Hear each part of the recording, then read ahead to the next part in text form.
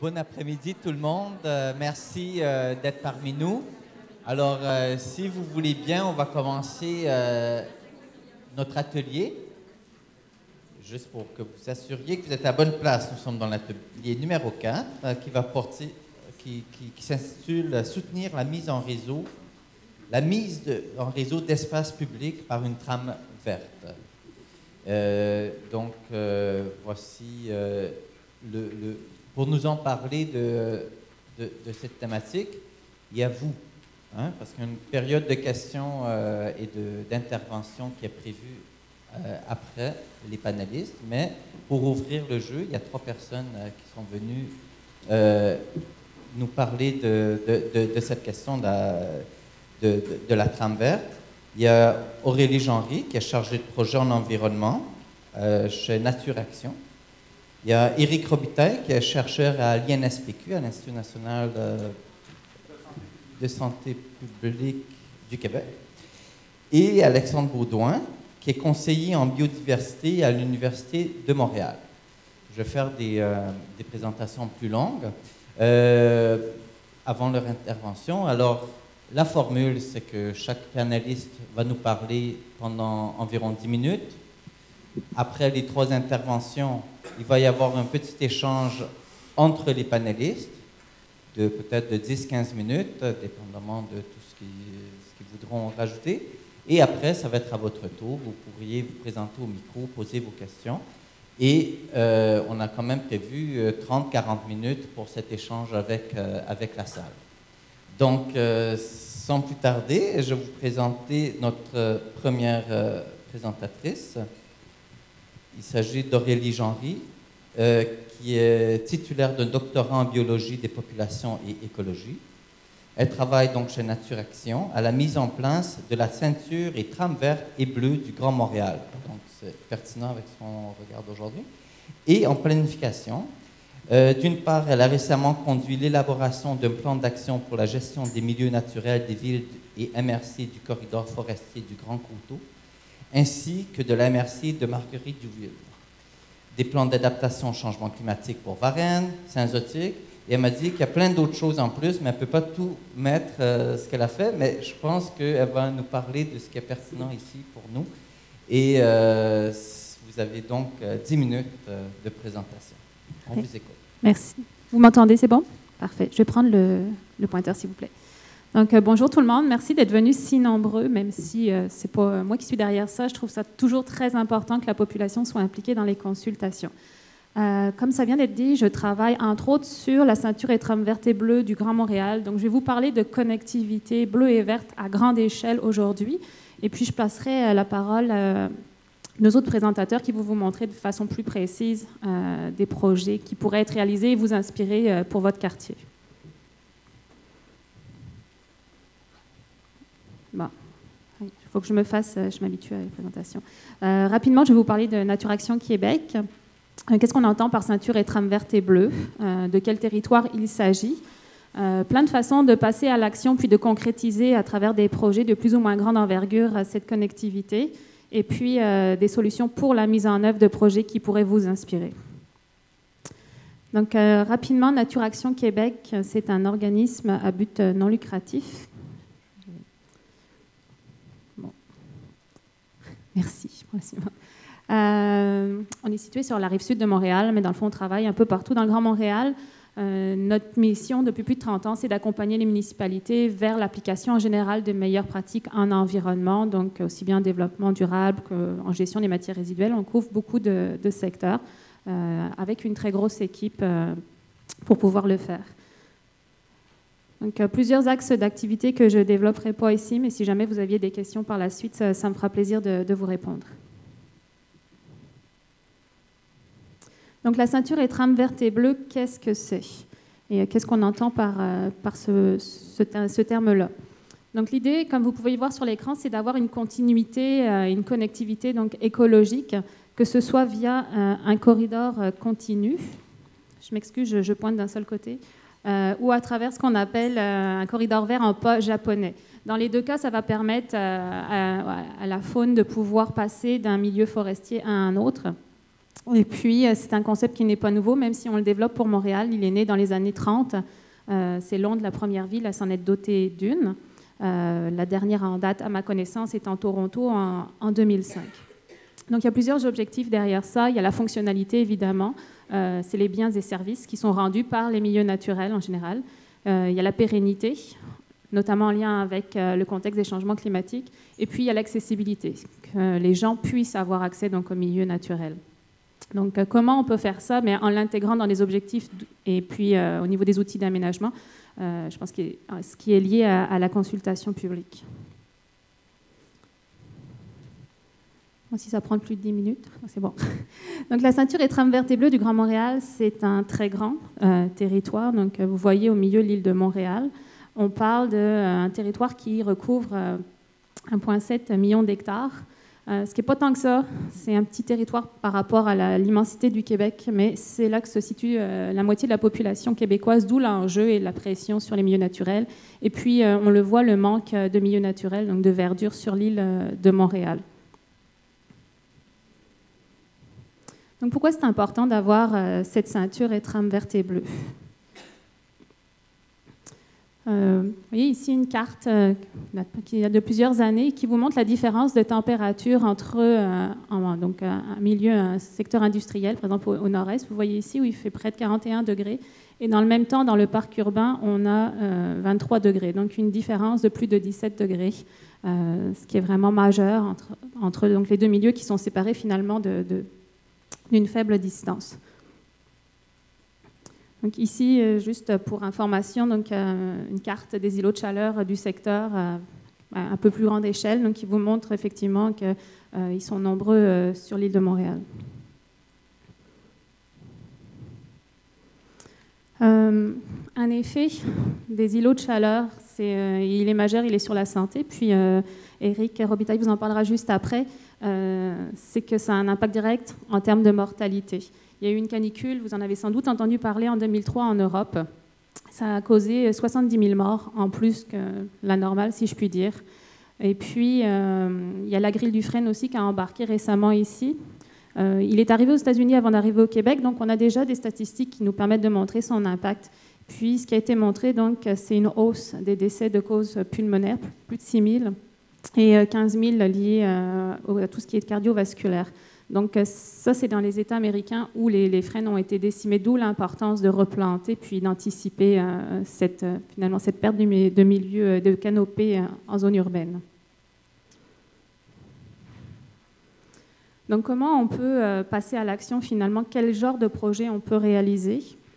Donc on peut le faire à plusieurs échelles avec l'idée, pardon. Et là. L'idée, c'est de retrouver ce type de milieu-là, donc avec de la connectivité et puis donc de la verdure qui va permettre de briser les îlots de chaleur, en plus d'assurer un passage et puis des milieux de vie aux différentes espèces.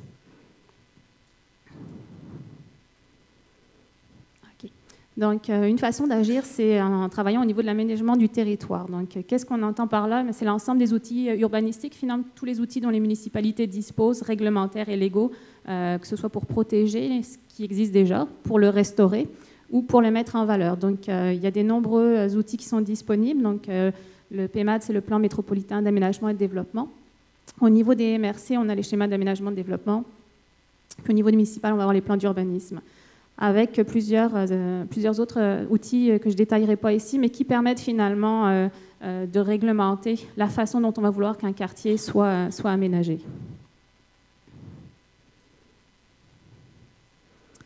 Donc, un de ces outils-là, c'est de travailler en amont, c'est de le planifier avec des plans d'action en développement durable qui vont relier à la fois le volet social, le volet économique et le volet environnemental, finalement, pour qu'il y ait une cohérence au développement et à l'aménagement du territoire. Il y a aussi ce qu'on appelle les PPU, les plans particuliers d'urbanisme. Eux aussi vont être un peu plus contraignants que les plans d'urbanisme. Puis, un exemple ici, c'est un quartier Bordeaux-Rouge à Toulouse, où on voit que ce plan a permis de favoriser la densification et aussi le verdissement d'un milieu urbain donc, fortement fréquenté. Il y a les plans d'adaptation au changement climatique qui existent aussi, qui sont en ce moment, qui ont le vent en poupe, si je puis dire. Donc plusieurs planifications, notamment au niveau provincial aussi, et financements qui sont disponibles pour pouvoir les réaliser. Donc ça, c'est tout ce qui était réglementaire. Donc tout ce qui est planification, je dirais ce qui vient en amont. Après, il y a deux façons d'agir sur le terrain, mais plusieurs. C'est de restaurer, donc ramener finalement des milieux naturels et la connectivité là où on l'a perdu. Donc en renaturalisant, donc avec des arbres, mais aussi avec des arbustes et puis des plus petits végétaux. Donc ici, c'est un exemple d'un parc qui a été réalisé donc, à Belleuil.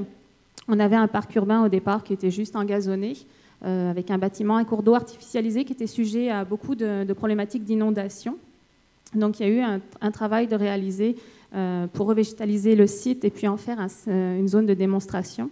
Donc quand je vous parlais de planification, ça c'est un exemple de comment le secteur a été découpé, si je puis dire, avec des stratégies de verdissement différentes par zone. Et puis finalement ici, vous voyez ce qu'il en a été du projet entre avant et puis après. Donc vous voyez en haut à gauche la zone complètement engazonnée et puis l'îlot de fraîcheur que c'est devenu aujourd'hui.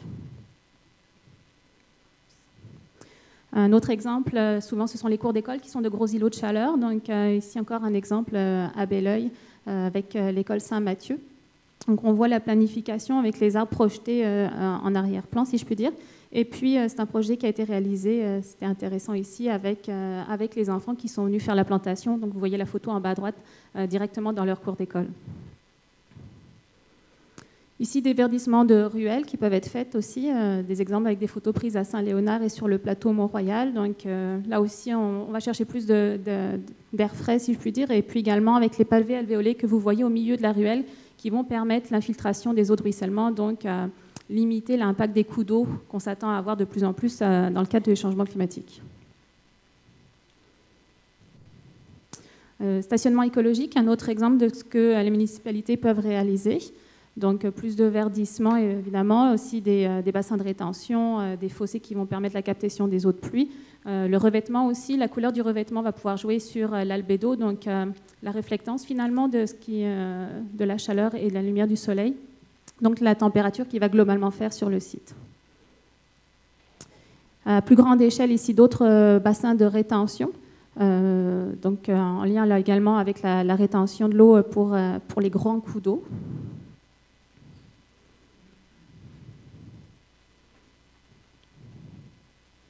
Ici aussi un autre exemple de projet qui peut être réalisé, c'est les toitures vertes. Ce n'est pas toujours possible, mais sur certains bâtiments, ça l'est. Donc là aussi, on va les briser, l'îlot de chaleur, en plus de récupérer les eaux de pluie. Ça va apporter donc, quelques chiffres que je vous ai sortis. Donc ça va être plus frais en été, ça va être plus chaud en hiver aussi, donc économie de coûts, d'entretien. Et puis, en plus de ça, il y a le côté visuel de la chose. On voit des murs végétalisés derrière, donc qui sont plus intéressants d'un point de vue esthétique. Ici, les tours Bosco. Peut-être que vous avez déjà vu passer ça dans les nouvelles. C'est à Milan qu'elles ont été construites avec des végétaux qui ont été vraiment prévus à tous les étages. C'est certain que le climat n'est pas le même à Milan et à Montréal, mais c'est une idée aussi, une piste de réflexion à avoir pour amener de la fraîcheur en plus d'un côté esthétique en ville. Et un autre projet de développement, pas encore réalisé en Chine, une ville-forêt, c'est comme ça qu'ils l'appellent. Donc vous voyez vraiment, les habitations sont complètement immergées finalement dans la végétation. Donc rapidement, juste quelques solutions pour la mise en œuvre de projets qui pourraient vous inspirer. En conclusion, oui, c'est ma dernière diapo. Dans le fond, c'est souvent dit, mais comment on peut le faire? Il y a des financements qui sont disponibles, que ce soit au niveau du gouvernement provincial ou fédéral. Parfois, ça va être une tarification locale, ou dans le sens où les habitants du quartier vont pouvoir bénéficier des lieux gratuitement, et puis ceux qui viennent de plus loin auraient quelque chose à payer. Donc, il existe plusieurs en fait, bailleurs de fonds qui sont disponibles et puis qui peuvent être allés chercher pour réaliser vos projets. Donc, merci à tous pour votre attention et je vais laisser la parole à M. Robitaille. Merci beaucoup.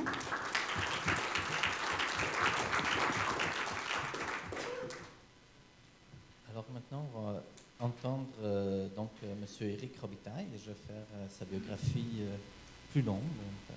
Alors, M. Robitaille détient un doctorat en études urbaines Il travaille depuis 11 ans à l'Institut national de santé publique à titre de chercheur d'établissement. Il est aussi professeur adjoint de clinique au département de médecine sociale et préventive à l'Université de Montréal.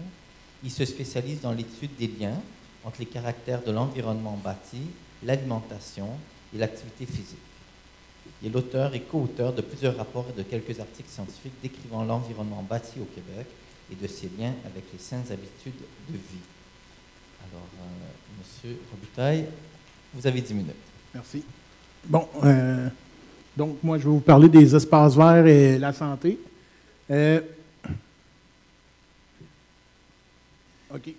Pour vous dire en premier lieu que la plupart de mes diapositives, on s'inspire d'une publication qu'on a faite à l'Institut national de santé publique du Québec qui porte sur les espaces verts et de ses liens avec la santé, puis comment on peut aménager des espaces verts pour qu'ils soient le plus favorables possible à la santé. Ça veut dire, si vous voulez avoir plus d'informations détaillées sur ce que je vais dire aujourd'hui, mais vous pouvez aller consulter la publication. J'imagine que les diapos vont être disponibles sur le site Internet après. Oui, bon.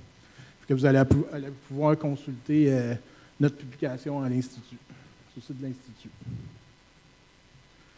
Donc, pourquoi que la santé s'intéresse au parc espace vert? Bien, dans le fond, nous, on a réalisé une recension des écrits scientifiques qui montrent qu'il y a beaucoup de liens, des liens entre les caractéristiques des espaces verts, leur localisation, leur accessibilité, puis la santé des personnes.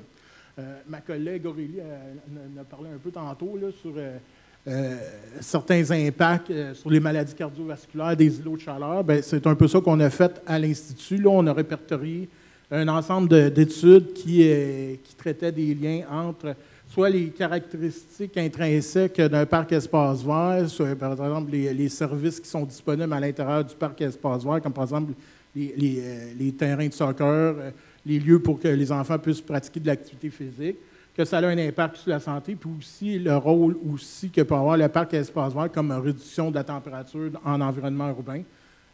Tous ces éléments-là du parc espace vert ont un lien soit avec la santé physique ou soit avec la santé mentale de la population. Santé physique comme les maladies cardiovasculaires, par exemple. Ça ne date pas d'hier que la santé publique s'intéresse à l'impact des parcs espace verts sur la santé. Là, ici, je vous ai mis une citation d'Ulrich, 1984. Lui, son étude portait sur la réhabilitation des patients à la suite d'une chirurgie dans un hôpital. Il a montré que les patients qui avaient une vue sur des parcs espaces verts, j'imagine que c'était plus beau que ça en vraie vie. C'était pas ces petits buissons-là sur le schéma. Là. En tout cas, l'étude ne le dit pas, là, mais les patients qui avaient une vue sur ces arbustes-là se rétablissaient plus vite que les patients qui avaient une vue sur les murs de briques de l'hôpital. C'est anecdotique, mais c'est pour vous dire que ça fait longtemps que la santé publique s'intéresse à l'impact des parcs espaces verts sur la santé. Ici, OK. Bon, le géographe en moi, c'est pas pu empêcher de réaliser une carte du secteur. Ici, j'ai pris la carte de la canopée de la région de Montréal. Puis j'ai illustré l'Organisation mondiale de la santé, eux autres, ils disent que chaque citoyen devrait avoir accès à un parc espace vert d'au moins 0,5 hectares à 1 hectare à moins de 300 mètres. Là, j'ai localisé tous les parcs espace verts de 0,5 à 1 hectare du quartier. Après ça, j'ai fait des zones tampons autour de chaque parc espace vert pour identifier les secteurs où il n'y avait pas de parc espace vert à moins de 300 mètres. Donc, vous avez, je ne sais pas c'est qui travaille sur le projet ici, là, mais il y a du travail à faire. Là, toutes les zones qui ne sont pas dans les zones plus grises foncées, c'est des zones où il n'y a pas accès à un parc espace vert à moins de 300 mètres. Ça peut vous donner des idées sur le potentiel que le quartier a à mettre en place des parcs espace verts qui soient d'une superficie considérable.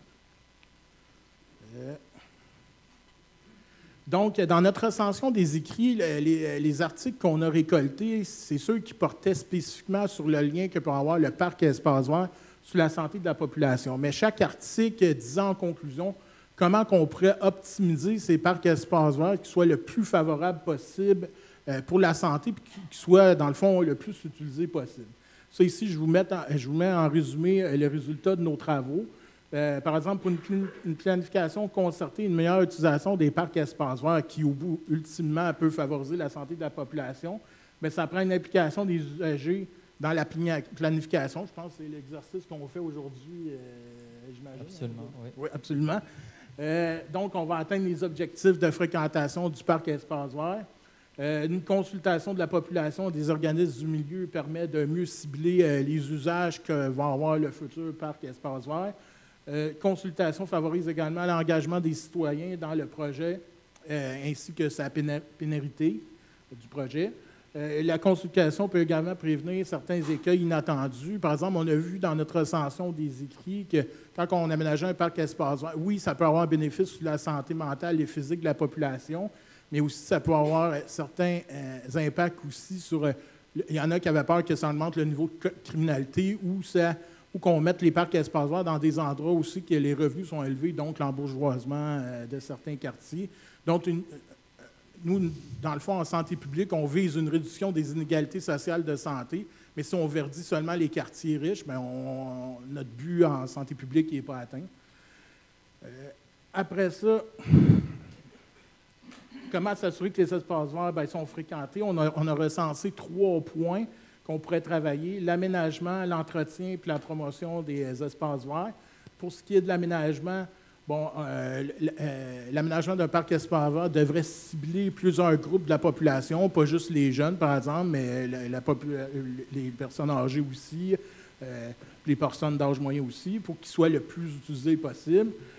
Les saisons, bien, pas juste faire des parcs espaces verts où c'est qu'on peut les utiliser l'été, mais que, comme on est au Québec, là, bien, on a l'hiver, fait qu'on devrait aménager selon aussi l'hiver.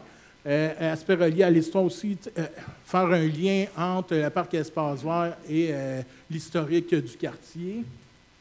Pour ce qui est de l'entretien, bon, il faut que ça soit propre, sécuritaire, bien entretenu, parce qu'on a regardé dans les études que la perception de sécurité sur l'utilisation d'un parc espace vert, c'était un facteur qui était quand même assez important dans la population.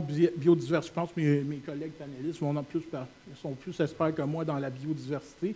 Mais aussi, quand on fait des espaces verts, bien, pas mettre des espèces allergisantes. Puis finalement, promotion aussi, bien, quand l'espace vert est construit, bien, continuer à favoriser son utilisation par des événements sportifs, des marchés, des festivals, des journées thématiques ou reliées à des groupes spécifiques. Ici, là, je ne les énumérerai pas tous, là, mais quand vous allez pouvoir aller consulter ma présentation sur le site Internet, je vous ai mis un listing un peu des outils qu'on a recensés au Québec là, qui pourraient vous aider à aménager le plus adéquatement possible parc et espace vert. Je vais vous parler plus du dernier PICO, qui est l'évaluation d'impact sur la santé, qu'on préconise beaucoup à l'Institut national de santé publique, là, qui est un processus qui se met en branle dès les premières étapes de planification d'un projet. Dans le fond, c'est pour avec l'évaluation d'impact sur la santé, on optimise le projet pour qu'il soit le plus favorable possible à la santé. On regarde tous les aspects, pas juste les parcs et espaces verts, mais comme par exemple, il y a l'autre panel là, qui travaille sur le transport actif et sécuritaire.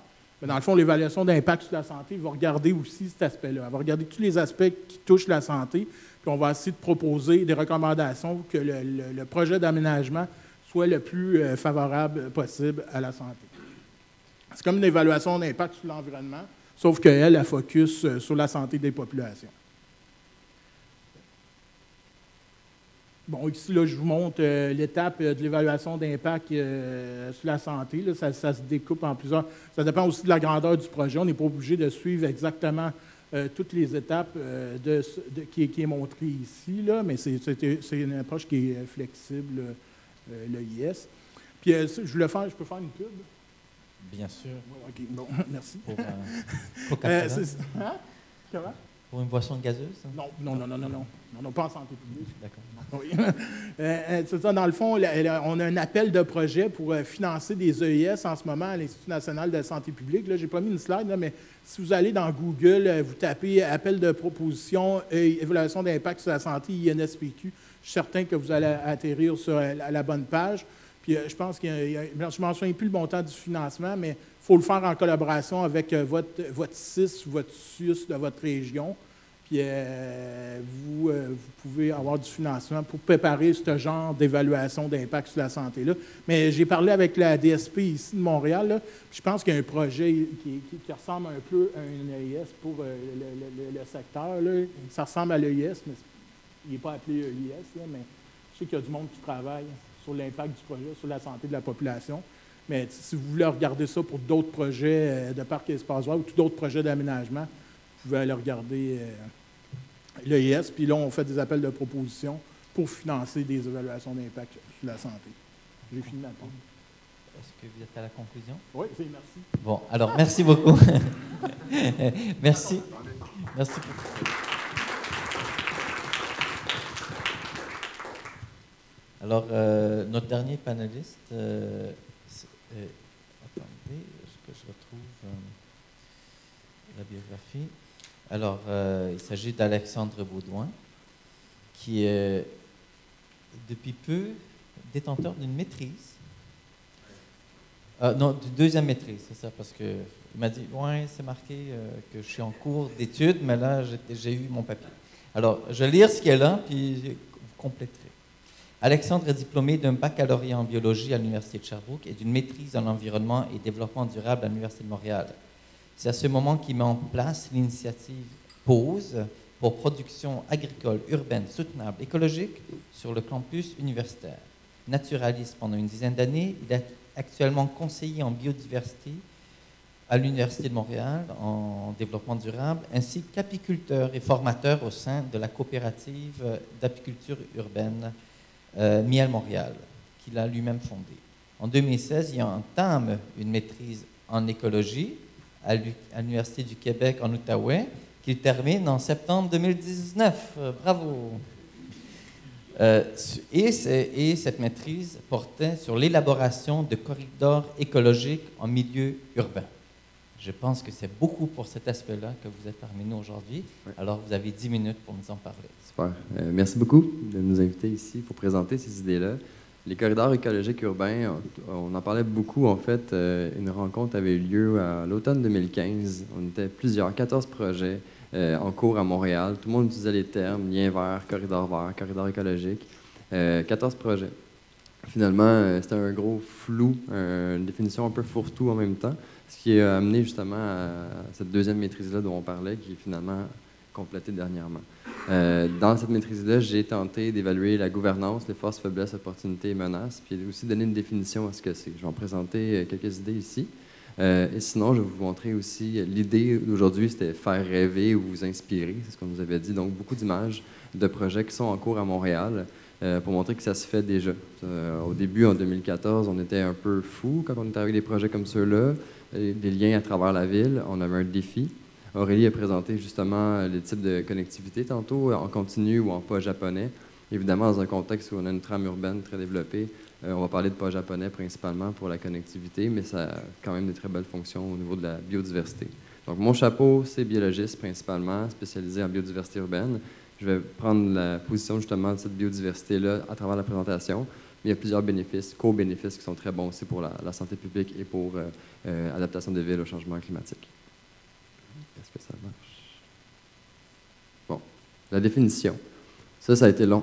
C'était 25 entretiens, beaucoup d'heures de discussion pour en arriver à quelque chose qui était assez consensuel, qui est très long. Lien pour la biodiversité locale, constitué d'arbres unissant des espaces verts existants dans la trame verte, la trame urbaine, par une approche interdisciplinaire et visant l'atteinte d'une grande diversité d'objectifs, propres à chaque milieu. Ces objectifs sont souvent associés aux défis que rencontreront les villes face au changement climatique. À noter qu'en dessous, petit astérix, dans la définition, on a extrait l'aspect récréatif et esthétique des projets de corridors écologiques urbains. Pourquoi? C'est pas parce qu'on ne veut pas les voir esthétiques ou récréatifs, c'est que c'est pas la finalité. Quand on utilise le terme corridor écologique urbain, le but, c'est vraiment pour l'écologie, pour les organismes vivants. Et c'est tant mieux si, en plus, on peut en faire une trame active, par exemple, avec des pistes cyclables, mais c'est important de le spécifier parce qu'il y avait justement un galvaudage au niveau de la définition. Puis rapidement, on parlait de corridor écologique si on mettait des arbres sur le bord d'une piste cyclable. C'est pas tout à fait la même chose. Bon, ce qu'on a vu. Non. Merci.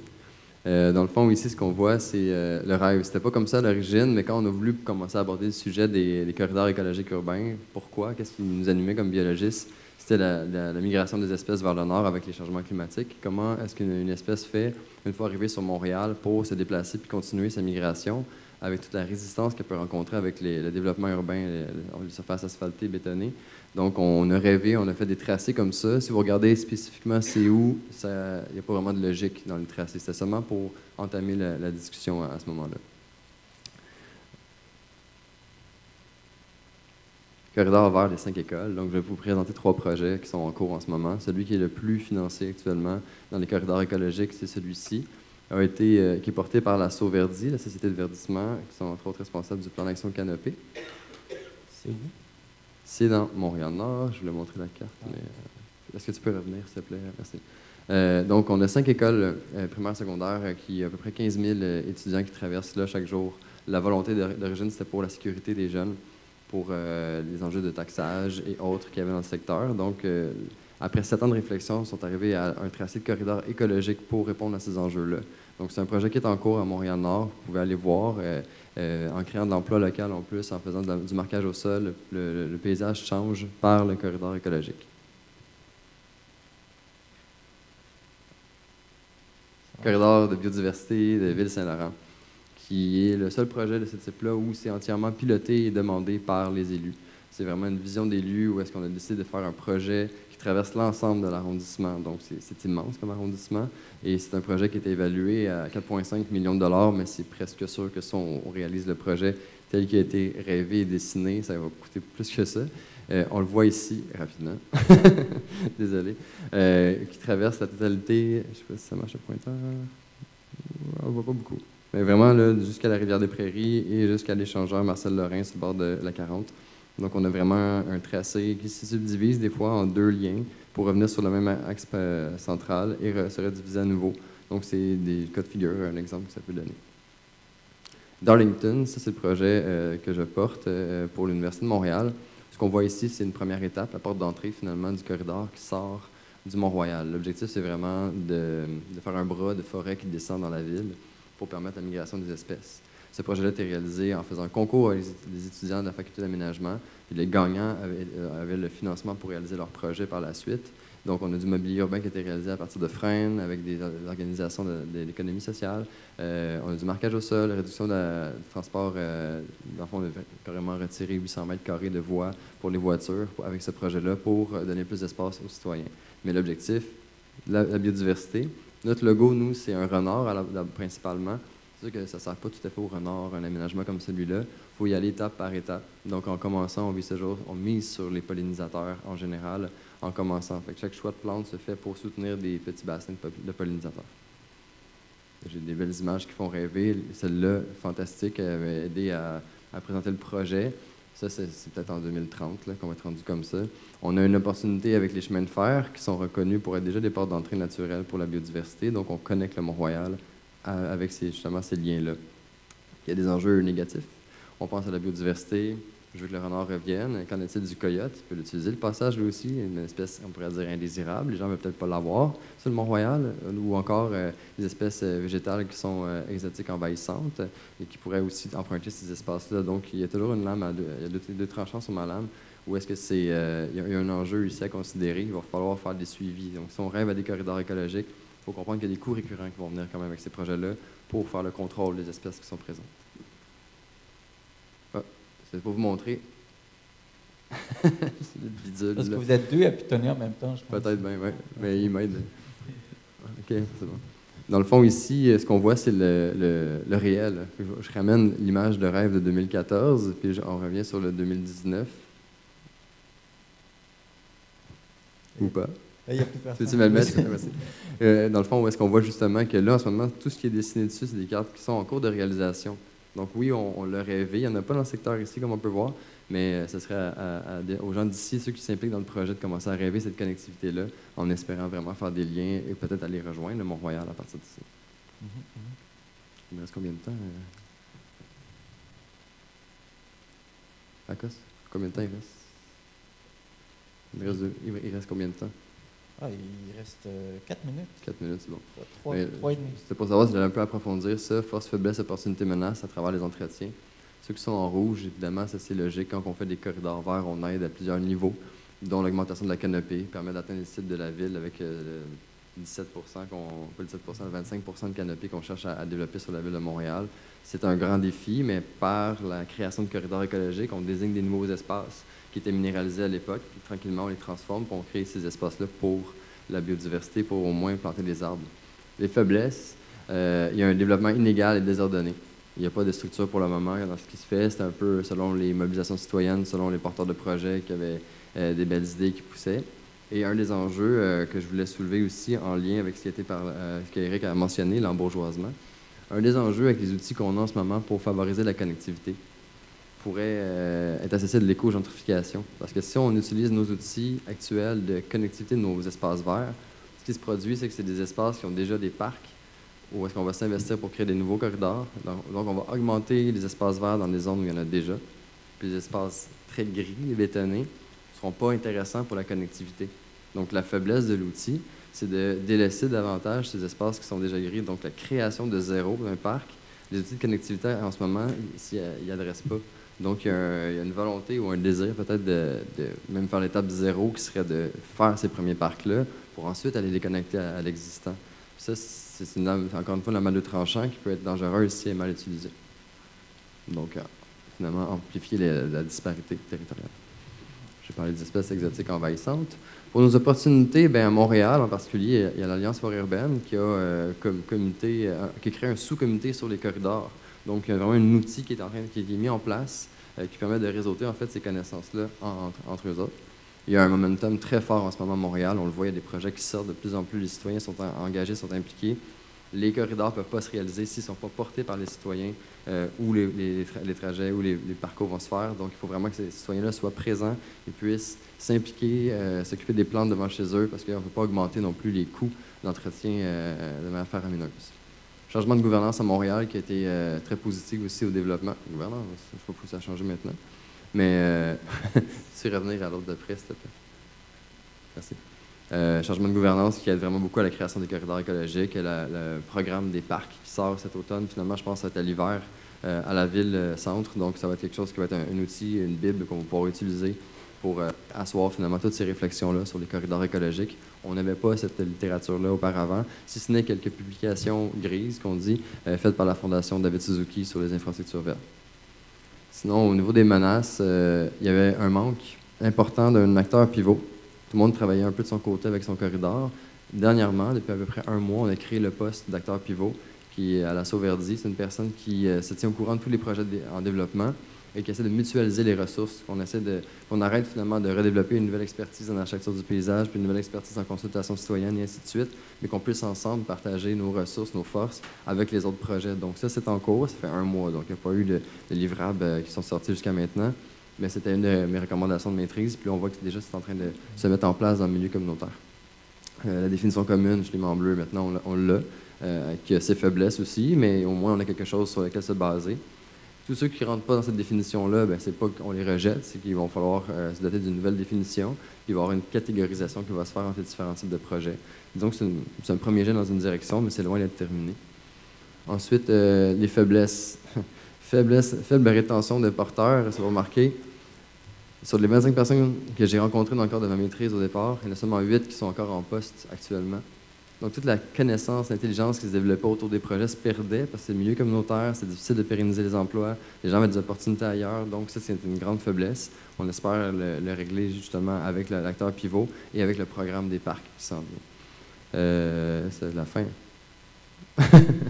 Gouvernance, je vais juste mettre ça pour terminer, parce que ça aussi, c'est une des conclusions importantes de ma maîtrise, où est-ce qu'on voit comment on met ça en place. Si vous remarquez bien, ça ne part pas d'une initiative citoyenne, puis ça, c'était ce que je croyais, une de mes hypothèses au début. Pour qu'un projet comme celui-là voit le jour, c'est vraiment les experts et les élus qui vont devoir s'entendre sur un tracé, sur un parcours d'abord et avant tout. Et l'élu va pouvoir peut-être promettre un montant d'argent pour démarrer et ensuite impliquer le secteur privé qui vont pouvoir fournir de la main-d'œuvre, de l'argent et aussi des terrains. Le milieu privé a des très grands terrains.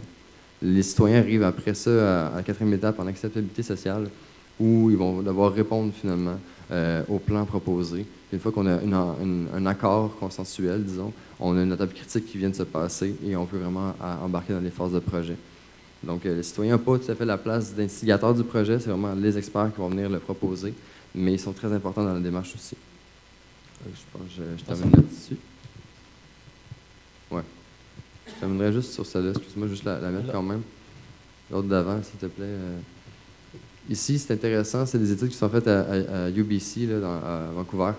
Et c'est pour montrer qu'on a beau vouloir agir à l'échelle citoyenne, il y a comme une gradation qui a été documentée, où on voit que les citoyens veulent bien s'impliquer au niveau de son foyer, de son entreprise, son école, son parc ou son bloc, où est-ce qu'il habite sa ruelle, par exemple. Mais quand on passe à une échelle supérieure, qui est méso, le corridor, le voisinage, etc., ben ça sort un petit peu de la compétence citoyenne. D'où le fait que les citoyens ne se retrouvent pas dans la première étape de projet et ça prend une volonté politique forte pour démarrer un projet comme celui-là. Là, c'est vrai, je termine. Est-ce que c'est le moment où je dis merci pour cette présentation? Tout à fait. Ouais. Alors, merci beaucoup pour cette présentation.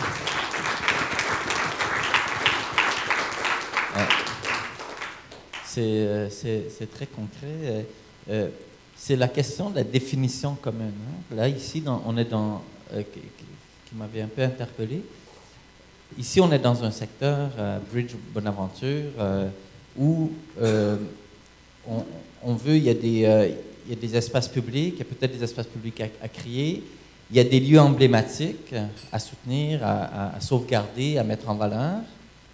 Et la façon que c'est décrit dans le document de la ville, c'est la trame verte sert à relier ces espaces-là. Est-ce que pour vous, est-ce que nous sommes dans votre définition de la trame verte? Ou trame écologique, vous parlez. Est-ce que les deux, est-ce que c'est compatible? Est-ce qu'on peut faire les deux et qu'est-ce qu'il faut pour pour atteindre les objectifs? Oui, je pense que tout est compatible. Ça peut se faire ensemble.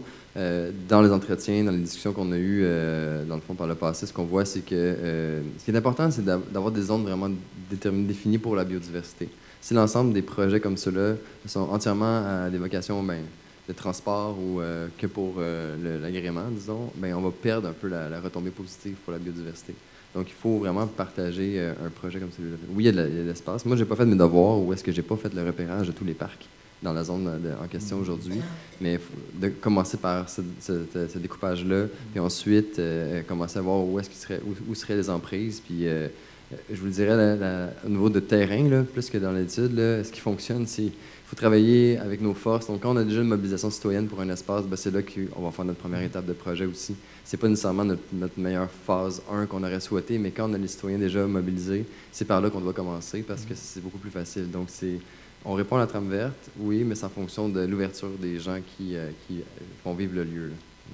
Je ne sais pas si ça répond. Vous voulez intervenir? Non, mais dans le fond, j'étais vraiment d'accord avec ce qui vient d'être dit. Puis une fois qu'on va servir la biodiversité, on va pouvoir servir tout le reste, j'ai envie de dire, quasiment automatiquement, parce que quand ces liens vont être faits là, les gens vont suivre naturellement. On a tous davantage envie de se déplacer à pied ou à vélo le long d'un corridor vert que le long d'un immeuble tout gris. Donc, ces transports actifs-là qui vont aussi être bénéfiques pour la santé, ils vont se faire naturellement de façon concomitante. Puis en plus, on avait trouvé des liens avec la biodiversité et la santé, là, puis la pérennité aussi des espaces verts. Je suis d'accord avec mes collègues. Quand on dit qu'il y a une piste cyclable verdie, hein, des arbres puis une piste cyclable, c'est pas nécessairement écologique. Est-ce que j'ai bien saisi ce que vous disiez? En ce moment, il y a une opportunité incroyable à Montréal, ce sont les emprises hydroélectriques. Est-ce qu'il y a une ouverture d'Hydro-Québec ou est-ce qu'on va vouloir donner une nouvelle vocation à ces espaces-là? Si la ville profite de l'occasion pour uniquement faire des tracés de pistes cyclables, on manque un rendez-vous important au niveau de la biodiversité. Et je pense que oui, c'est possible de faire cohabiter ces deux usages-là, mais pas partout. Puis il faut vraiment, comme je l'ai mentionné avant, désigner des espaces qui sont là pour la biodiversité, qui existent juste pour lui-même, pas nécessairement pour qu'on soit obligatoirement présent pour en profiter. Ça devient un peu nos puits de biodiversité ou notre source de biodiversité qui va alimenter le reste des projets. Je pense que ça a sa place, les transports actifs, c'est essentiel. Mais il ne faut pas qu'automatiquement, c'est pour ça la définition d'ailleurs, il ne faut pas qu'à chaque fois qu'on va planter des arbres sur le bord d'une piste cyclable, on se dit on fait un corridor écologique, on fait peut-être un lien vert, quelque chose d'agréable, au niveau de l'aménagement, mais on n'est pas en train de répondre à un besoin de biodiversité nécessairement. Encore une fois, question d'échelle. Si on parle d'un pollinisateur, ben, l'abeille va être bien heureuse de trouver des arbres fruitiers sur son chemin, puis ça va lui suffire avec des herbacées qui correspondent à ses besoins. Mais si on va à une échelle supérieure où est-ce qu'on vise le renard, peut-être qu'il va trouver moins intéressant l'espace s'il est éclairé toute la nuit pour la sécurité, on s'entend. Puis il va peut-être le trouver moins intéressant justement pour l'utiliser pour y habiter. Puis le renard sur l'autoroute Bonaventure, peut-être qu'il va être moins content. C'est ça, biodiversité. J'ai vu dans votre projet d'Arlington que vous souciez aussi des piétons parce que vous avez mis des... Ouais, ça peut se faire, là, c'est ça? Ça prend des étapes transitoires. Moi, j'aimerais ça qu'on arrive et qu'on déminéralise tout de suite, mais ça ne fonctionne pas comme ça. Dans le fond, on a commencé par du mobilier urbain pour montrer que c'était plus nécessairement utile pour la voiture, pour éventuellement, on parle de 2021, déminéraliser l'espace. Donc oui, on a commencé par ce mobilier-là, puis c'est pour l'attroupement pour les citoyens, mais le but, c'est vraiment de créer du sol, planter des arbres directement. Puis ce qui est le fun, c'est qu'après, ben, ça nous permet d'avoir le retour des citoyens immédiatement aussi, là, avec ce qui se passe comme activité. Mais une fois qu'on déminéralise, ben, ce mobilier-là, il sert pour ta phase 2, parce que tu le déplaces ailleurs sur ta route, puis tranquillement, ça te fait avancer Donc, aussi. dans l'étape, on peut faire des aménagements temporaires. Oui. La Ville de Montréal s'est dotée d'un document l'année dernière, je pense, sur les projets transitoires. Le gros document rouge, là, ça, c'est un excellent ouvrage pour ceux qui veulent faire des mémoires puis s'inspirer. Là. Il y a des très belles idées là-dedans. Je voulais rebondir sur ce qui a été dit juste avant, et puis notamment les arbres qui seraient plantés. Et le petit schéma, je ne sais pas si vous avez eu le temps de le voir, mais avec l'importance d'avoir ces 3 strates de végétation, donc les arbres, des arbustes et puis des herbacées. Tantôt aussi, ça a été dit, l'aspect visuel sécuritaire, la perception que les gens ont des parcs. Le gazon, c'est pas optimal. C'est sûr que c'est ce que les gens aiment, c'est ce qu'ils trouvent plus joli. Là aussi, on n'y arrivera pas du jour au lendemain. Moi, j'aimerais avoir des prairies fleuries dans les parcs plutôt que du gazon parce que le bénéfice en termes de biodiversité, en termes de pollinisation est vraiment beaucoup plus important, même aussi au niveau des îlots de chaleur. Donc, gardez ça à l'esprit que c'est beau d'avoir autre chose que du gazon et surtout, c'est utile pour tous les animaux. Et sur un secteur industriel, un ancien secteur industriel comme ici, c'est quoi l'ambition de verdir ça, de créer à l'intérieur d'un ancien secteur industriel une trame verte, des parcs, il y a des enjeux de décontamination, de déminéralisation. Est-ce que vous pouvez dire quelque chose là-dessus? J'aimerais ça réagir sur la décontamination. On a en ce moment dans la recherche des outils, les holobiontes, là, une espèce de mélange de végétaux et de champignons qu'on est capable d'utiliser pour décontaminer.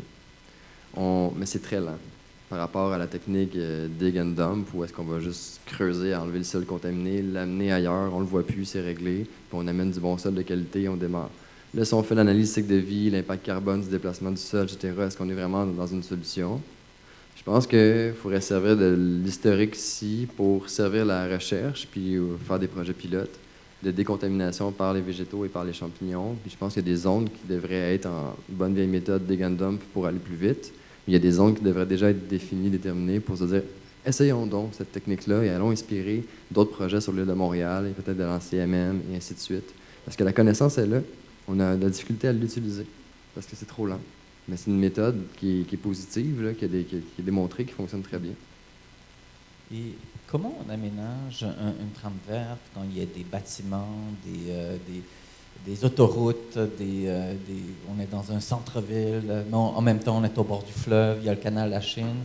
Donc, puis une deuxième volet à la question, c'est on est dans un secteur, mais il faut, je comprends, des liens avec le fleuve, avec peut-être le parc Jean-Drapeau, avec le Mont-Royal. Comment on développe un secteur avec ces défis-là? Oui, ben je laisserai peut-être parler après, s'ils ont des choses à compléter. Sur le sujet, c'est certain qu'il y a beaucoup d'acteurs impliqués. C'est de voir qui est en jeu déjà. Est-ce qu'on est sur des terrains qui appartiennent, qui sont une tenue municipale? Est-ce qu'on est sur des terrains qui sont chez vous, qui sont chez monsieur et madame tout le monde? Est-ce que c'est des institutions, commerce, industrie? Les enjeux sont multiples et puis le pouvoir d'agir est différent aussi. C'est important, une fois qu'on a fait l'étude qui va permettre de voir où est-ce qu'il faudrait justement restaurer la connectivité, puis comme disait Alexandre, d'amener ces points verts finalement là où ils sont déficients, de regarder ensuite, mais ça tombe chez qui, l'endroit où il faudrait mettre cette verdure-là. Et puis, rendu là, comme ça a été dit, à ce moment-là, arriver déjà avec des idées d'aménagement et puis les soumettre finalement aux personnes qui ont le pouvoir d'agir et de planter, discuter avec aussi, voir c'est quoi leurs limites, c'est quoi leurs besoins. On en fait parfois, on est comme, ben oui, mais il y a le problème du déneigement. Effectivement, il y a d'autres problématiques, il faut les connaître parce qu'on a des idées, parfois elles sont super, mais dans la réalité, elles sont difficilement applicables. Donc c'est vraiment d'avoir autour de la table finalement tous les acteurs pour leur amener une vision macro, mais aussi avoir leur réalité à eux plus locale. Je veux juste ajouter, dans le fond, quand on fait la réflexion d'origine, je disais 2014, si vous allez en 2019 maintenant voir le corridor écologique d'Arlington, vous n'allez pas sentir que vous êtes dans une forêt urbaine. On est loin de ça. Fait que c'est pas à pas. C'est un plan directeur, ça a l'influence des réflexions. À chaque rénovation, on essaie d'en faire un peu plus, donc c'est très lent. J'aimerais ça que ça aille plus vite aussi, mais il faut s'en mettre de patience.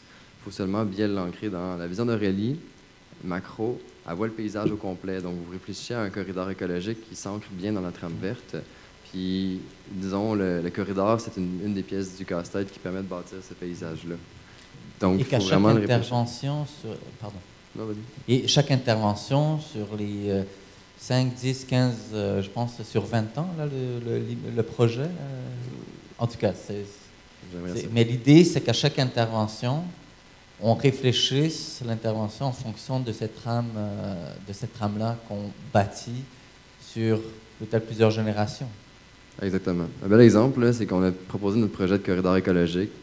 Et finalement, la commission Vigée s'en est emparée, on ne savait pas, à Montréal. C'était vraiment heureux. Puis quand le centre commercial qui se trouvait sur l'emprise d'Arlington a voulu faire des rénovations, ils se sont fait imposer d'arrimer leurs aménagements du côté du corridor d'Arlington pour participer à ce projet-là. Je pense que c'est une belle démonstration. Je n'aurais jamais pensé de demander au centre commercial de faire sa part, pour être franc. Puis voir que là, ils se sont fait imposer par le bureau d'urbanisme, bien, ils le font maintenant. Donc, c'est d'avoir cette vision, puis à chaque fois qu'on a une opportunité de projet, bien, on ajoute une couche, puis on avance tranquillement, puis le corridor va se dessiner tranquillement. Et on va écouter votre intervention, puis après, ça va être à la salle de poser des questions. Oui, ce que je voulais dire, parce qu'on a dit effectivement se projeter à 20 ans. Moi, je dis toujours aussi aux gens de se projetez-vous plus loin, notamment en lien avec le contexte des changements climatiques que j'ai mentionné avant. Il faut toujours avoir à l'esprit, parce qu'on se dirige vers ça, que d'ici la fin du siècle, c'est plus 4 à plus 7 degrés qu'il va y avoir en moyenne annuelle des températures dans le sud du Québec. C'est énorme en termes d'impact sur la population, sur la santé, mais aussi sur les espèces. Donc, si jamais vous devez être amené à vous prononcer aussi sur ce qui va être planté, réfléchissez que des espèces qui pour l'instant se trouvent bien, espèces végétales, j'entends, dans le sud du Québec, mais elles seront plus capables ou alors elles vont avoir vraiment de la misère à vivre ici dans une 50aine d'années. Donc, toujours penser à ça parce que il y en a qui vont dire, oui, 4 à 7 degrés, qu'est-ce que ça représente? Quand c'était ça en moins, on était couvert, il y avait la calotte de glace.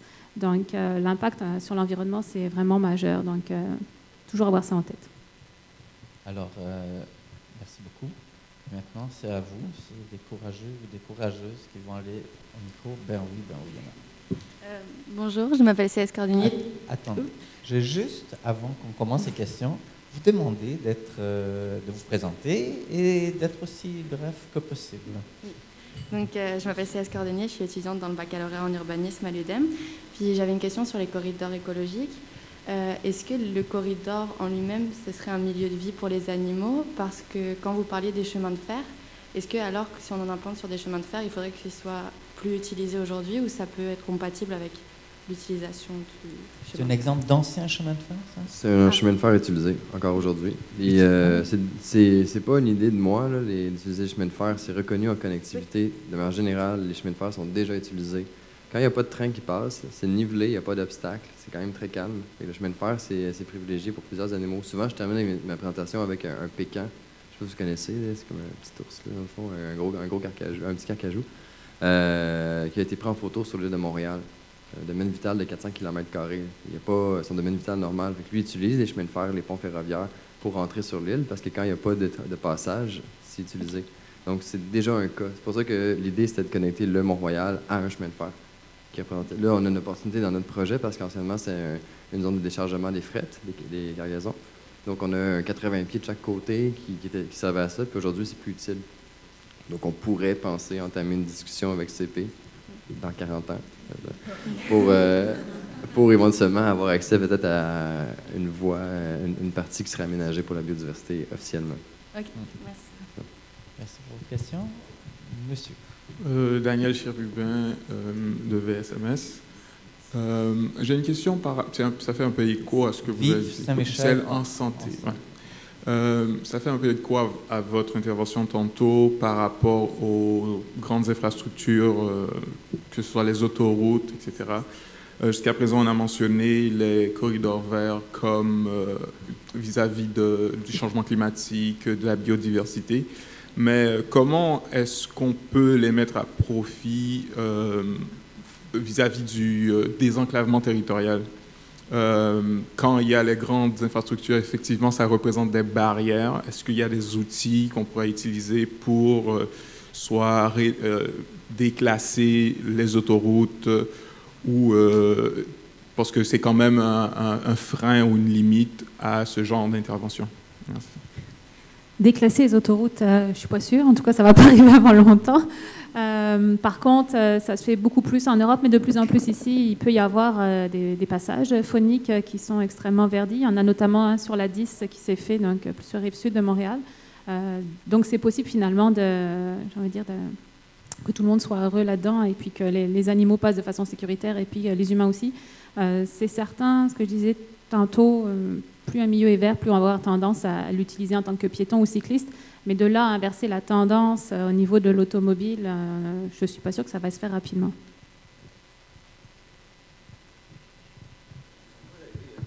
On peut rêver quand même, parce que Horizon Canada, je pense, c'est une espèce d'organisation qui travaille au niveau fédéral. Ce sont une trentaine de personnes, comme des futurologues, qui projettent la société de demain.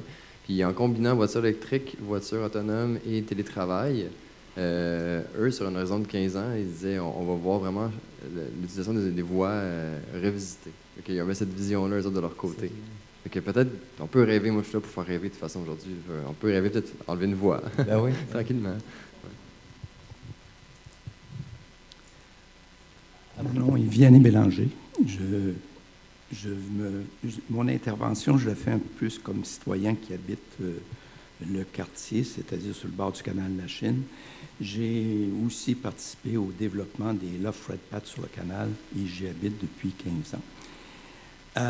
Je trouve intéressant vos interventions, mais selon moi, il manque 3 chaises sur le podium parce que vous avez parlé de corridors bleus et verts, des corridors de biodiversité. Mais dans le quartier, dans le secteur qui fait l'objet de la consultation, Bonaventure Bridge, il y a 3 acteurs, j'en nomme 3, notamment 3 importants. Parc Canada, qui gère, administre, investit dans le réseau bleu et vert le long du canal. Ça aurait été intéressant qu'ils soient ici, qu'ils nous disent, puis qu'ils ont des projets, des visions. Ils viennent de dépenser environ 150 millions. On ne sait pas, c'est leur objectif. Je ne dis pas ça négativement, mais ça aurait été intéressant pour les citoyens pour qu'on puisse, il faut arrêter nous-mêmes de travailler en silo comme citoyens. Il faut mettre les acteurs du milieu sur le deuxième important, CN, vous l'avez nommé, monsieur. CN, quand vous vous promenez dans ce quartier-là, que vous faites, là, allez vous promener sur les voies ferrées, je peux vous dire qu'il y en a qui servent à rien depuis des années. Mais CN m'ont dit qu'ils en ont toujours besoin. Mais ces gens-là, il faut les confronter, il faut les mettre devant nous, qui nous expliquent qu'est-ce qu'ils veulent faire pour qu'on les force à réagir, pour qu'on puisse les intégrer dans la démarche de consultation. Ils contrôlent le territoire. Le troisième, pour remplir le troisième fauteuil dont je parlais, le port de Montréal. Le port de Montréal contrôle tout, Québec-Dike, la Pointe du Moulin sont impliqués et ils ont des projets d'investissement et de développement. Et ça serait intéressant. Si on veut faire une réflexion sur le secteur, il faut avoir les acteurs avec le plan d'intervention pour qu'on comprenne la dynamique. Et après ça, nos réflexions, nos mémoires vont s'appuyer sur des choses qu'on aura entendues. Ça, c'est mon macro. J'ai une intervention plus comme citoyen qui habite sur le canal. On parle de mobilité, je me déplace à pied, plus qu'en bicyclette. Pourquoi? J'habite près du centre-ville. Donc, la mobilité, la marche, on dit toujours que dans pour la santé, c'est peut-être aussi. Mais savez-vous, ça fait 15 ans que je suis sur le canal, la rue Saint-Patrick, le bout de trottoir entre la rue des Seigneurs un peu allumé pour adjoindre le pont Wellington du côté nord, il a été fait cette année. 1. 2, si vous en regardez, on se plaint des liens entre le nord et le sud, le quartier qui est enclavé. Les deux ponts, vous prenez Charlevoix, je vais vous parler des choses simples, Charlevoix et des Seigneurs, on passe encore à côté des voitures sur un petit trottoir de métal qui est large de même. C'est facile de faire des trottoirs de l'autre côté, plus sécuritaires pour les piétons. 1. 2, le pont Wellington n'a pas été fait il y a un siècle dernier. Il y a un trottoir du côté ouest. Du côté est, tu arrives tu peux tomber dans le trou de l'ancien tunnel, ça débouche à nulle part. C'est pas... Là, on parle de mobilité. Et lorsqu'on arrive au pont bleu pour rentrer dans le Vieux-Montréal, il y a un trottoir. Pour aller attraper le trottoir, tu passes en dessous avec la piste cyclable, tu te demandes de faire arracher les bras par tourner, tu fais le 360 degrés, et là, tu passes un petit trottoir à pleine vue. Du côté ouest du pont bleu, il n'y a pas de trottoir. Vous savez que ce n'est pas inintéressant, tout ce que vous dites. Oui, mais je termine là-dessus. Mais je pense, lorsqu'on fait des journées, vous nous demandez de vous donner un petit peu, c'est intéressant qu'on puisse avoir l'occasion d'exprimer et qu'on peut corriger, que d'ici avant les consultations, les mémoires, qu'on sache qu'est-ce que des intervenants majeurs. J'ai été fort intéressant de vous écouter, mais j'aurais aimé ça qu'on confronte avec d'autres personnes, ça leur aurait animé le débat. Merci. Ouais. Il y a l'atelier à côté aussi où ils sont en train de parler en ce moment de quoi donc du renforcement des connexions et le déplacement en transport actif et collectif au cœur de la mobilité. Donc ça c'est à côté. Puis c'est vrai quand on travaille à développer des trames vertes, vous l'avez dit, là forcément il y a plein d'acteurs. Parce qu'on est sur du terrain privé, public, institutionnel, commercial, délaissé, abandonné. L'exemple de monsieur Ebon, du CN, des compagnies de chemin de fer. Évidemment, quand on met en place des projets de tram, il faut... Le défi, c'est aussi un défi de cohésion de tous ces acteurs. Vous l'avez noté, je pense. Merci. Je voulais juste faire un commentaire sur le dernier point apporté et puis la place des piétons finalement dans l'espace. Il n'y a pas une tente de jugement dans ce que je vais dire là, mais vous avez sans doute vu le projet de réaménagement de la rue Sainte-Catherine qui va laisser beaucoup plus de place finalement aux piétons et puis moins de place à la voiture. Comment on fait ça? C'est réglementaire. Puis ce que je disais, il y en a plusieurs des outils qui existent. Les élus les ont à disposition. Donc, ce que vous pouvez faire finalement, c'est aller manifester votre désir de laisser plus de place aux piétons, aux élus, notamment lorsqu'ils se rencontrent, pour amener finalement à une requalification de l'espace pour laisser plus de place au volet piétonnier. Ouais, je voulais juste ajouter que l'approche que j'ai présentée à IS pourrait répondre probablement à vos préoccupations, que ce n'est pas juste sur la trame verte, là, mais sur l'ensemble des aménagements qui peuvent favoriser la santé de la population, entre autres le transport actif collectif, mais plein d'autres choses aussi, comme par exemple les terrains contaminés aussi.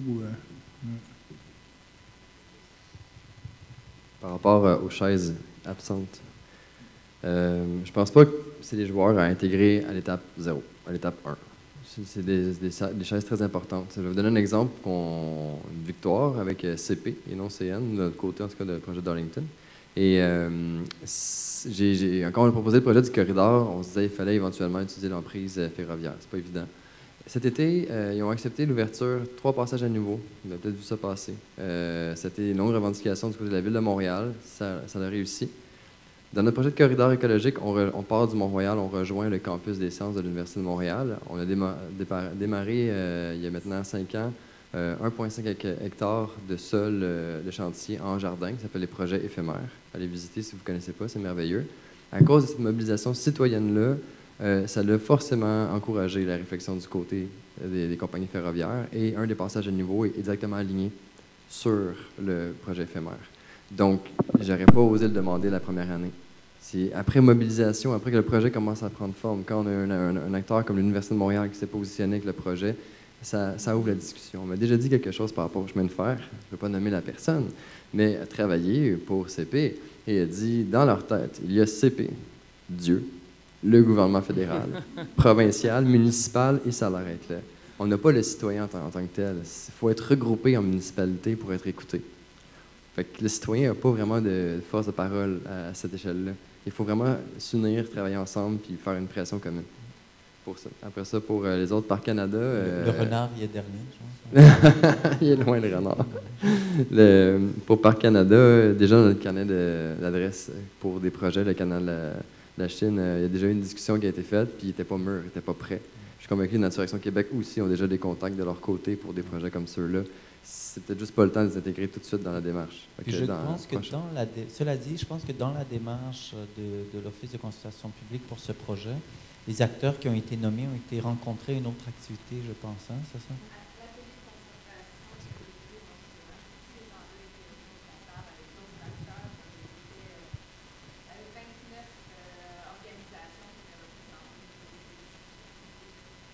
C'est bon. Et je pourrais peut-être ajouter aussi en entretien individuel. Les commissaires les ont rencontrés. Et pour ce qui est des citoyens, il y a de la documentation sur ces activités-là qui peuvent consulter sur le site web, des documentations qui peuvent donc les alimenter pour vos mémoires, vos opinions et vos recommandations. On vous écoute. Juste une Karine, oui. Monsieur, vous êtes définitivement un super citoyen dans ma définition. Vous continuez, vous devez vous mobiliser, vous unir avec vous connaissez le milieu localement, on le voyait dans votre intervention, vous connaissez les détails que nous, on ne connaît pas. Et ça prend des gens comme vous impliqués, mais pas individuellement. Il faut vraiment s'unir et rejoindre des groupes pour avoir une voix plus forte. Et je pense que vous devriez en faire partie. Karine Triolet de la CDC Action Gardien à Pointe-Saint-Charles. Oui, définitivement, ça prend souvent des citoyens et citoyennes mobilisés pour justement, des fois, aller chercher la volonté politique et les investissements que ça prend pour pouvoir aller de l'avant avec ces projets-là. Merci beaucoup pour vos présentations, c'est vraiment inspirant. Je crois que sur les corridors écologiques, il y a beaucoup à faire dans Bridge Bonaventure. Une question, je comprends que vous ne connaissez pas forcément précisément le secteur, mais il y a l'ancien bassin Wellington qui a été pratiquement tout remblayé. Il reste une petite partie. Et donc, parmi nos propositions, il va y avoir de le réexcaver, ne serait-ce que pour rappeler le patrimoine, mais aussi pour une question de biodiversité.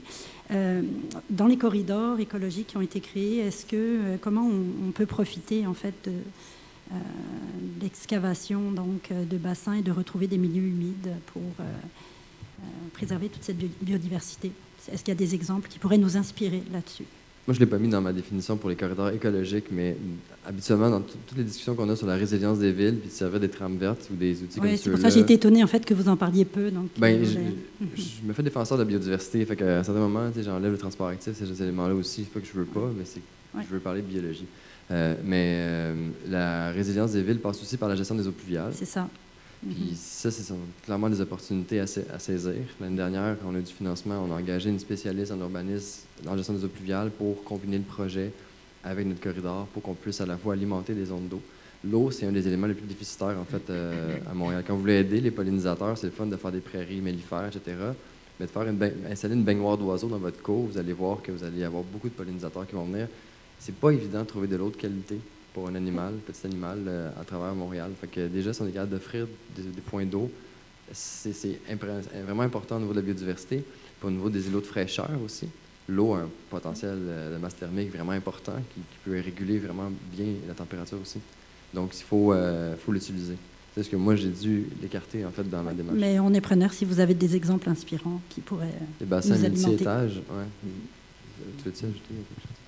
Ma restauration de milieux humides en ville, j'en ai pas forcément, mais d'anciens milieux ou milieux abandonnés, oui. Et puis, c'est pas incompatible. Au contraire, souvent, on va voir les bassins de rétention, ils sont entourés de barrières ou de grillages, comme si c'était dangereux d'y aller. Mais dans le fond, leur rôle, c'est de gérer les gros coups d'eau. Le reste du temps, ça peut très bien être des milieux de vie, ça peut être aménagé, ça peut être des parcs donc, également. Et puis là aussi, il y a une grande diversité de plantes qui sont adaptées à ces milieux-là et puis qui vont pouvoir gérer l'eau, gérer aussi tous les polluants et puis les fixer également dans le sol parce qu'un des grands effets bénéfiques, on n'en a pas tant parlé, mais lié à la santé, c'est cet effet filtrant aussi bien de l'air que de l'eau qu'ont les végétaux et puis qui profite aussi à tous. Bonjour. Charles Bergeron du Conseil régional de l'environnement. J'aimerais ça vous entendre parler davantage de la double nature des friches urbaines. En fait, les friches qui sont des biens fonciers d'abord, donc qui sont souvent conçus comme des terrains vacants qui n'attendent qu'un projet immobilier, donc un projet pour aller capter la valeur financière. Mais donc, qui sont aussi de très grands terrains vacants sur le territoire qui nous occupe maintenant. Souvent, ce sont de très grands lots laissés vacants depuis suffisamment longtemps pour qu'il y ait de la végétation qui ait reconquis les lieux. Et donc, une végétation souvent qui présente une complexité assez intéressante. Vous parliez des 3 strates, on les trouve souvent. Évidemment, quand un promoteur immobilier ou un propriétaire foncier privé présente un projet, on commande une évaluation de la valeur écologique des lieux. Dans la plupart des cas, la conclusion va être que le lieu n'a pas de valeur écologique parce qu'on se concentre sur le lieu comme tel et non sur sa relation à la trame verte. J'aimerais ça vous entendre là-dessus, sur les critères qui sont employés pour déterminer la valeur écologique des friches urbaines. Qu'est-ce que vous recommanderiez comme innovation sur ce plan-là? Et peut-être pour contourner ce problème, est-ce que vous avez des exemples concrets de collaboration avec des propriétaires fonciers privés qui permettent de conserver les écosystèmes qui se sont développés sur les terrains vacants? Bon, je vais essayer de répondre. Est-ce que je peux poser une question qui va témoigner de mon ignorance? Mais une friche urbaine, c'est quoi? Je suis peut-être le seul dans la salle qui ne sait pas. Mais... Une friche, on emploie le terme friche pour désigner tout terrain qui a perdu son ancienne fonction et qui est en attente d'une nouvelle fonction. Okay. Ça peut être peut-être qu'il y a des gens en urbanisme ou en géographie qui peuvent mieux définir la chose, là, mais disons, pour faire une définition générale, je dirais que c'est un peu ça. Oui, effectivement, un milieu en transition entre 2 états, aussi bien dans le bâti que en termes de milieu naturel. Lorsqu'un gazon ou autre, une prairie est laissée naturellement, on va passer par plusieurs stades de végétation pour arriver jusqu'à la forêt. La valeur qu'on pourrait donner à ces milieux-là, on en a parlé, c'est le potentiel finalement de connectivité que ça apporterait avec les autres milieux verts dans le quartier. Aussi bien pour la faune que aussi pour donner un accès, ce qu'on disait, à des parcs verts à la population. C'est certain que ces milieux-là, souvent, sont des milieux contaminés, donc on ne va pas rapidement amener des gens sur place, mais ils ont le potentiel de le devenir. Travailler avec les promoteurs immobiliers, c'est très difficile. Soit ils ont un intérêt financier en termes de retour d'impôt, puis ils vont laisser les choses aller. Soit il va falloir utiliser la réglementation, on peut les contraindre finalement et limiter le développement. Soit il y a une troisième option, je peux vous donner un exemple à Lorraine, donc sur la rive nord, il y a ils ont un petit bois, c'est une petite municipalité, mais ils ont une zone boisée à laquelle les citoyens tiennent beaucoup. Et puis une partie de cette zone boisée avait un zonage blanc, donc qu'on pouvait développer, et appartenait à un promoteur immobilier. Les gens ne voulaient pas que ce soit développé, sauf que ça ne leur appartenait plus. Ce qui s'est passé, c'est que le conseil municipal a fait un référendum. Donc avec la possibilité de où on laisse faire et puis ça va se développer, ou bien on le rachète, ça coûtait quand même plusieurs millions et ça va engendrer une hausse, je vous dis le chiffre, il est approximatif, mais admettons de $50 par an pendant 20 ans sur votre compte de taxes. Et les gens ont très majoritairement voté pour la deuxième option afin collectivement de préserver ce milieu-là. Donc c'est aussi une autre façon de s'approprier en tant que citoyen son milieu et puis de choisir finalement ce qu'il en advient. Pour commencer, avec les friches du secteur, je pense qu'il faudrait qu'on se fasse des inventaires. Il faut qu'on essaie de connaître qu'est-ce qu'on a sur les lieux quand même, de notre côté, avant que ce soit peut-être le promoteur qui lui-même fasse ses inventaires pour dire que ça n'a pas de valeur. Puis pour le faire, souvent, on n'a pas le fonds. On n'a pas les fonds pour payer vraiment des spécialistes faire des inventaires. On a créé un petit truc avec l'Université de Montréal, ça existe ailleurs, les BioBlitz. Donc, c'est des inventaires intensifs, mais c'est gratuit. Parce que, dans le fond, on utilise nos étudiants de première, deuxième, troisième année de biologie ils vont avoir des crédits avec ça. On désigne des espaces.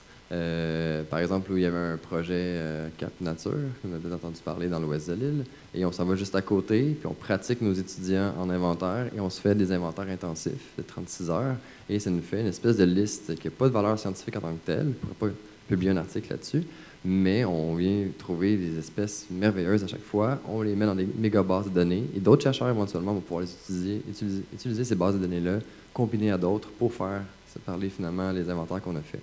Donc ça existe. On peut penser à cogner à notre porte au développement durable à l'université et demander un inventaire intensif sur ce secteur-là. On l'a institutionnalisé l'année dernière. C'était le 6e que je réalisais, le premier qu'on faisait avec crédit pour les étudiants. Et dans le fond, l'objectif, c'est d'en faire et d'en faire et d'en faire, ainsi de suite.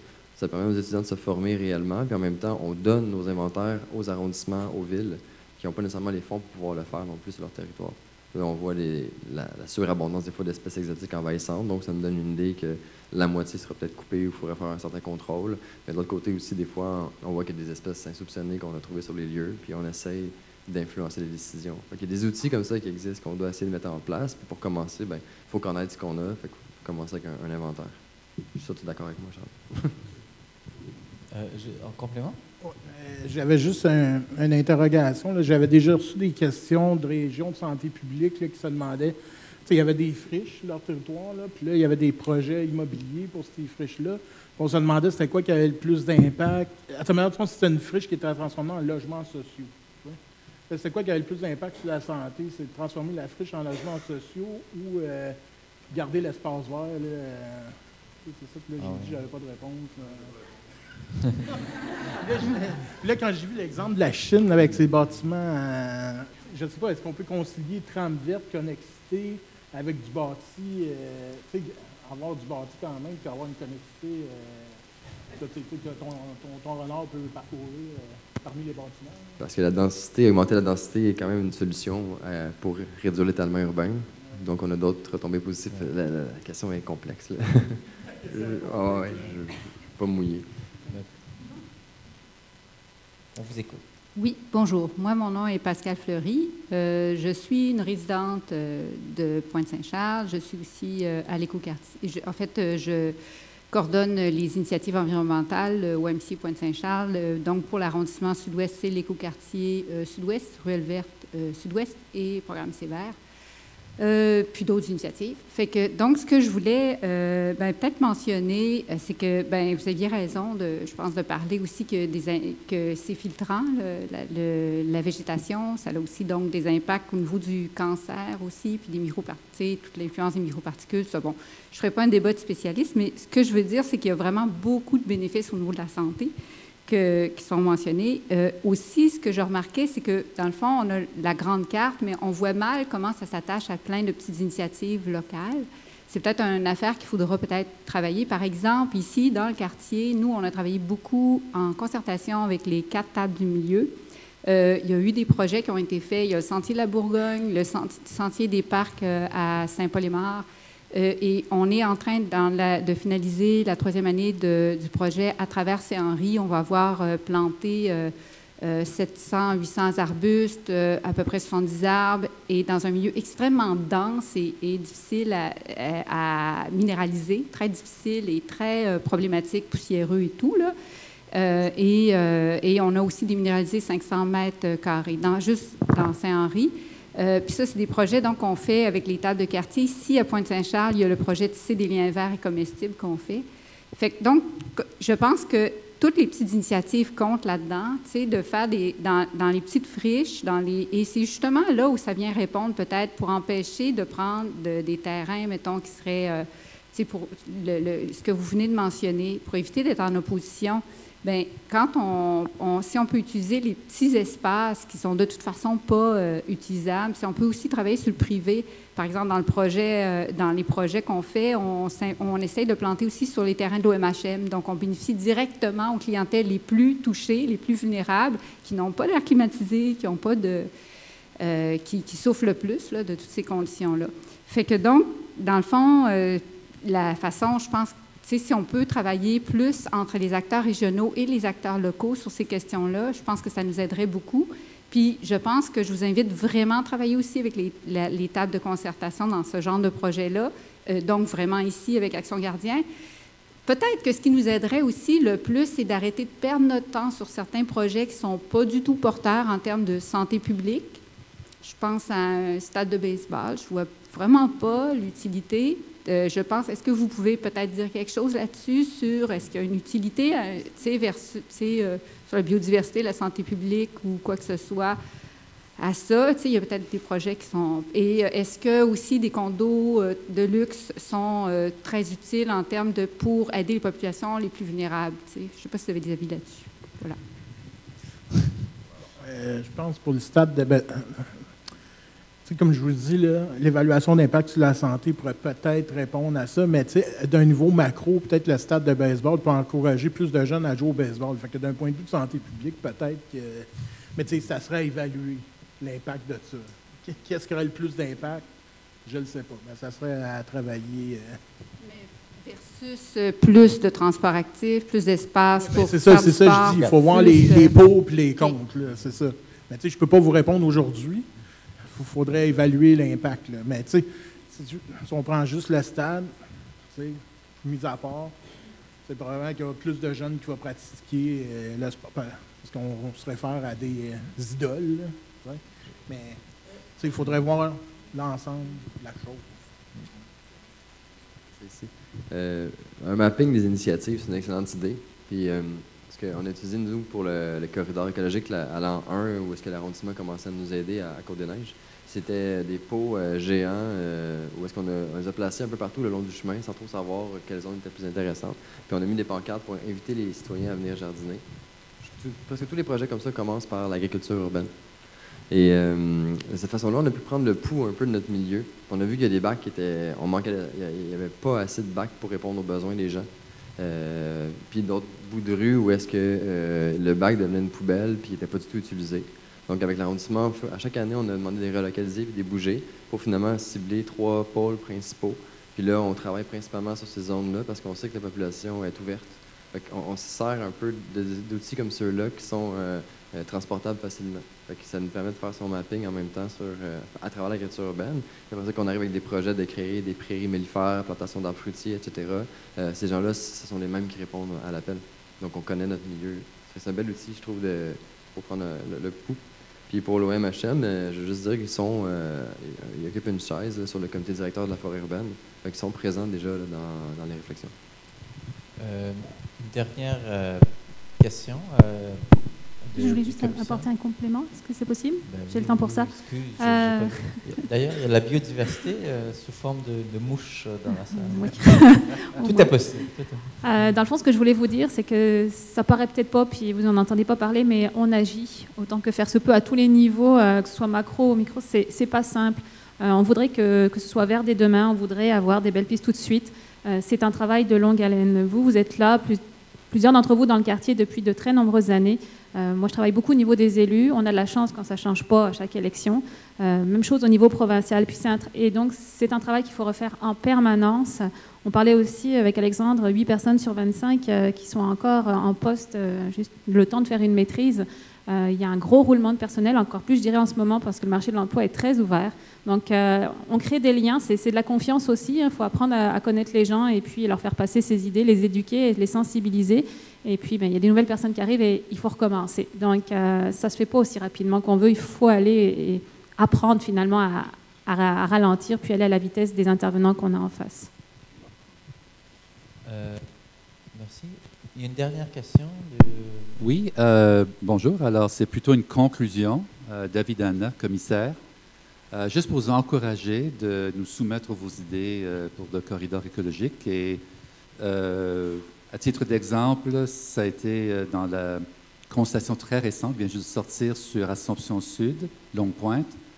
Nous avons reçu des recommandations très claires sur les friches, justement, stratégiques dans la zone, qui nous a permis d'identifier ces friches avec leurs valeurs écologiques spécifiques et de relier à des corridors. Alors, je crois que l'input citoyen est très important dans ces circonstances. Merci. Merci donc beaucoup à votre participation.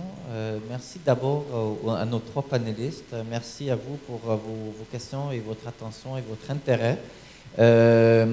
Maintenant, la prochaine étape, c'est qu'il y a un autre panel qui commence à 3h30, juste à côté, ici, c'est le panel de clôture. Pardon? Sur les activités économiques dans le secteur Bridge Bonaventure. Donc, merci beaucoup. On va s'applaudir, tout le monde. Bravo. Merci.